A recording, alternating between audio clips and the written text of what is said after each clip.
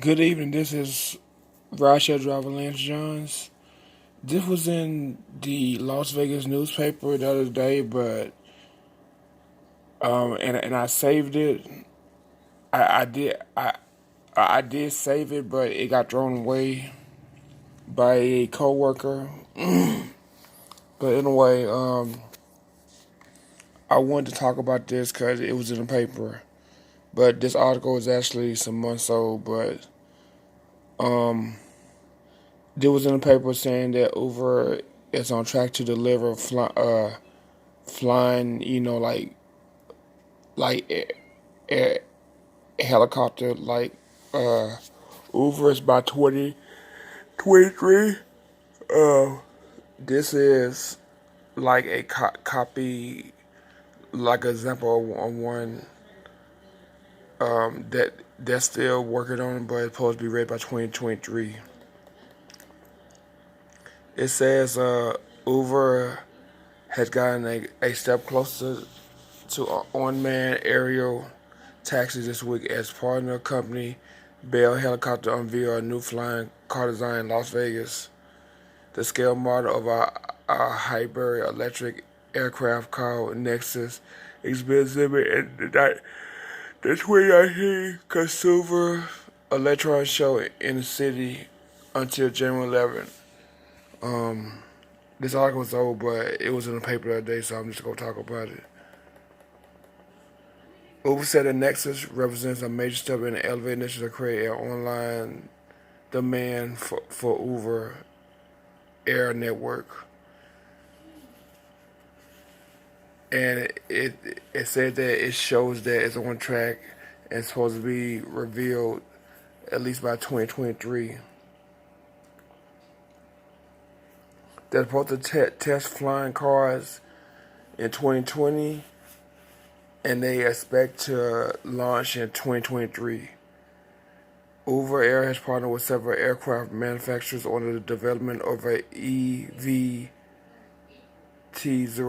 electronic vertical takeoff and landing aircraft, as well as Bell Helicopter and excuse me, and this includes Boeing Aurora flight scientists, Piper Shrell, Embraer, Mooney, and Cairn aircraft. Bell has been the first to publicly exhibit a full-scale model, as seven other partners put forward their concept as images as Uber annual electronic summit last year, including Cairn Butterfly, Embraer Dreammaker, and the Batwing as designed from Piper Shrell. Oh wait, hold on, go back.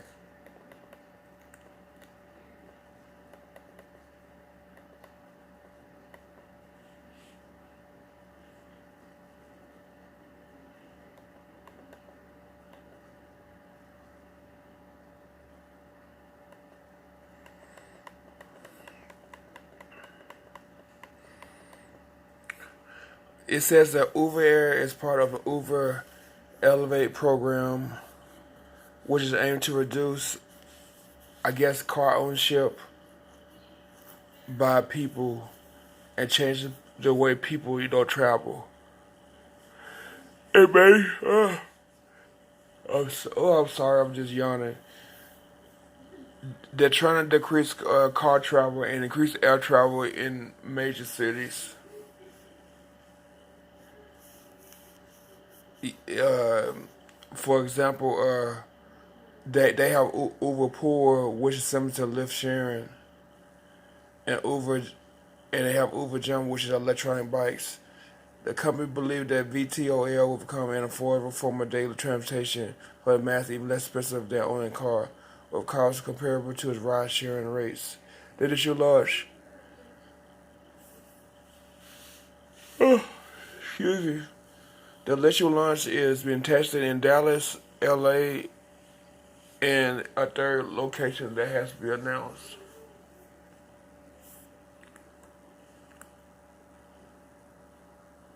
A 2016 report from Uber found that in LA, Sydney residents spend seven hours weeks each year.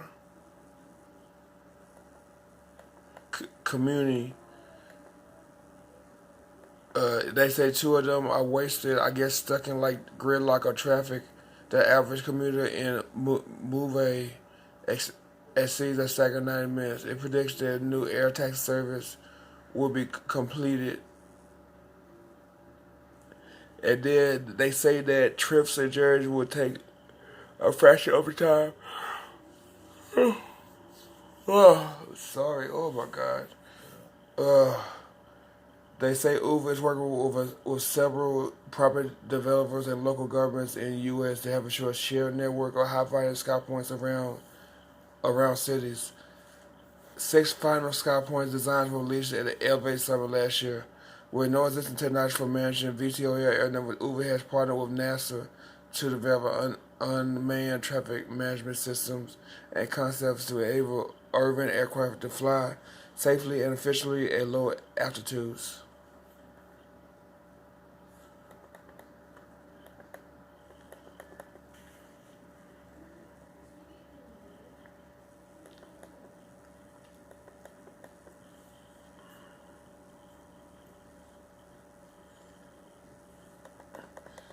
This is how a flying Uber looks like inside. Okay, moving on, they go down. Uber Elevate and in-house team includes former NASA employees Mark Moore, who created the first VTOL at Napa, and Tom Prevost, who created NASA's first airspace system. With them is Selena Miko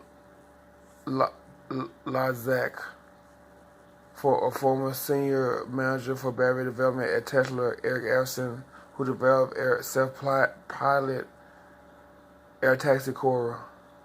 The positive practice for Uber employees in pursuit of transport vision has been challenged repeatedly.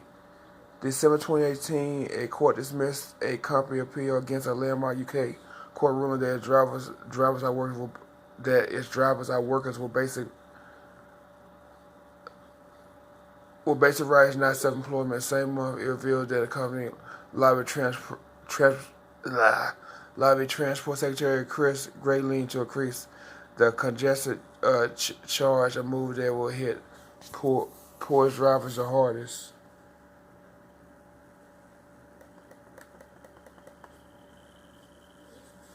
It's saying critics has largely agreed that the future of automotive vehicles is edging closer.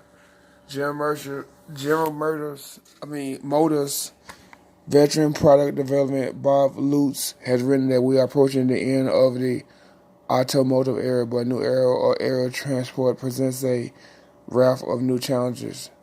Talking to Jeff Holden, Uber chief product officer at the Elevate Summit, Dan Elwell, the administrator for Federal Aviation Administration, which regulates all aspects of civil aviation in the U.S.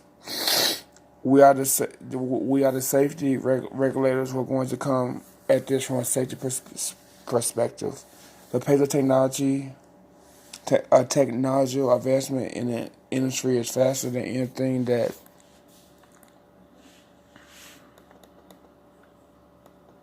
we ever had to deal with. When you introduce a much more higher bar that you need to get over. Several other eVTOLs are in development around the world, including the automotives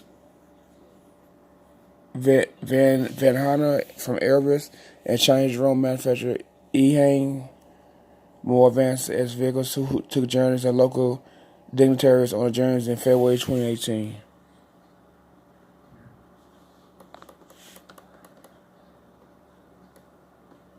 So basically, they're trying to come out with these air Ubers by 2020, by 2023. That's when they're trying to launch it. So we'll see what happens, and if that happens, they can save a lot of time traveling. It may cost more, but people they have to be trained to know how to fly these things. They're kind of like helicopters, so you probably have like a helicopter license to do this, but hopefully it'll work out, and they can get somewhere with it because traffic is bad, especially in LA, like San Francisco and places like that. So hopefully it work out for them. Anyway, like, share, subscribe. Thanks for listening and have a good night.